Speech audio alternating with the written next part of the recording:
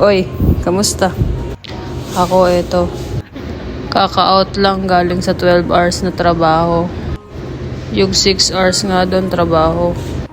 Tapos yung another 6 hours naman pahinga na. Kasi wala naman masyadong trabaho dahil Chinese New Year nga ngayon dito sa Taiwan. Pag ganito nga Chinese New Year, marami silang pinamimigay na premyo sa loto. Kaya ito kami ngayon. Pag out, didiretso kami sa lotohan, baka sakali. Baka sakali ang puta. Nagkaayaan na naman ng mga sugarol na magbingo. Madami kang pwedeng tayaan doon. Pwede kang magkaskas. Meron din naman doon yung normal na loto lang. Pero kami, ang gagawin naman namin doon ay yung magbibingo lang. Tataya ka lang din sa kung anong gusto mong number. Pero ang kahibahan lang, malalaman mo din agad kung ano yung lumabas. Hindi katulad yung normal na loto na mag-iintay ka pa ng kinagabihan o kinabukasan bago mo malaman.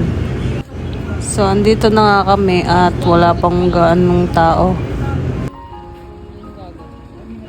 Pagpasok nga namin, humanap agad kami ng magandang pwesto, no? Para makapag-isip-isip ng magandang numero. Nag-iisipan pa ba yun, hayop? Magkano mo papanalunan mo ngayong araw? Oh. Yung gano'n, di ba tatanungin mo? Magkano ang papanalunan natin? Wala ako. Isa-isa. Ito siyang. Bingo muna tayo. At ayan na nga ang unang taya, no? 3 bola lang ang pinili ko para malaki-laki yung chance. Pero mas malaki yung chance na talo dito. Pukos nga tayo sa pagtaya. Itong bingo naman ay mura lang ang bayad.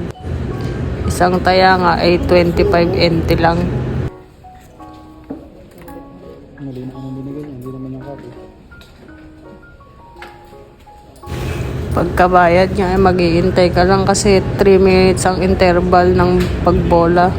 Ayan nga yung 3 numbers na tinayaan ko. So waiting lang tayo ng onte, no? Ayan naman yung screen kung saan mo makikita yung lumalabas na numbers. Madami ka nga din pwedeng tayaan dito at gawin kung gusto mong maubos ang iyong pera. Pero pag nanalo ka naman, panalo. Medyo dumadami na nga rin yung tao dito. Kasi nga pag ganitong Chinese New Year, ang daming nagkakaskas kasi kadaming ang nananalo. Alas puro Pinoy lang din yung tao dito. At talo nga tayo sa unang bola at pumangalawa pa nga ako pero talo pa din. Uy, kakain siya ngayong araw. Hoy, kakain siya ngayong araw. Secure daw pagkain. Ito nga at sa pangatlong pagkakataon, ito maya ulit. Pero wala bokya pa din eh. Better luck next time na lang. Kaya umuwi na nga lang kami bago pa kami matalo ng matalo. Talo nga kami ng 75 NT pero yung isang kasama namin nanalo.